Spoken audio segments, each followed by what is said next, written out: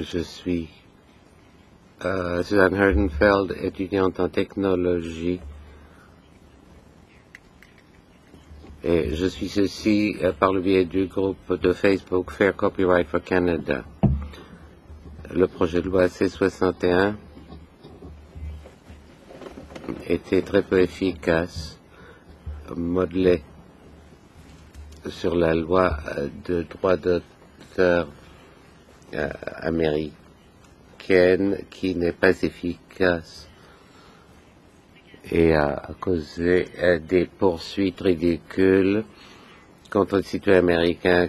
Quelqu'un télécharge quelques chansons et sont poursuivis pour des centaines de milliers de dollars.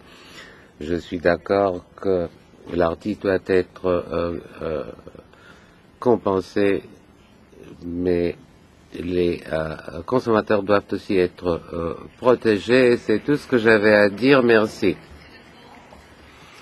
Nicole. Il y a un commentaire de Toronto. La loi est si complexe qu'il est difficile à suivre. La réforme doit simplifier le régime. Ces réunions ne reflètent qu'une seule perspective. Un autre commentaire en tant que musicien, utilisateur commercial de musique, le Canada a besoin d'un marché légitime. Beaucoup de fournisseurs tels que Amazon, Rhapsody ont peur d'apporter leurs produits au Canada. Les lois à venir doivent créer des règles pour créer un marché légitime.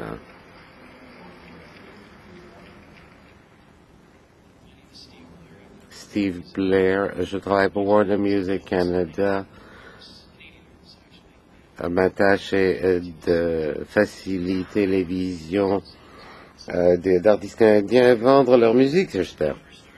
Lorsque j'ai commencé il y a 10 ans, notre liste était de 22 artistes avec succès. Maintenant, on n'en a que 12. C'est dû aux réductions de budget et d'effectifs. En travaillant avec les artistes tous les jours, je sais que 20% d'entre eux gagnent leur vie. Les autres 80% le font parce qu'ils l'aiment, ils doivent le faire. Et les gens ont le droit d'écouter leur musique, ils essaient de gagner leur vie, mais cette option leur est enlevée. Une partie de ma tâche, d'essayer de solliciter d'autres gens autour du monde, de publier nos produits canadiens. Ça devient de plus en plus difficile pour nous d'avoir des réussites au Canada. Et ceci a dû au manque de vente. Si je n'ai pas de preuves de réussite, il est difficile de convaincre quelqu'un aux États-Unis ou en Allemagne de courir un risque sur le produit. C'est déjà assez risqué. Et si on n'est pas attaché à quelque chose de façon émotionnelle, c'est difficile à faire. Je suis venu au micro parce que beaucoup d'artistes ont peur de parler en leur propre nom. Ils ont choisi d'essayer de vendre leur musique, mais ils ont peur de dire aux gens qu'ils n'aiment pas ceux qui téléchargent. Et nous avons l'obligation de le faire, comme l'a déjà dit mon patron.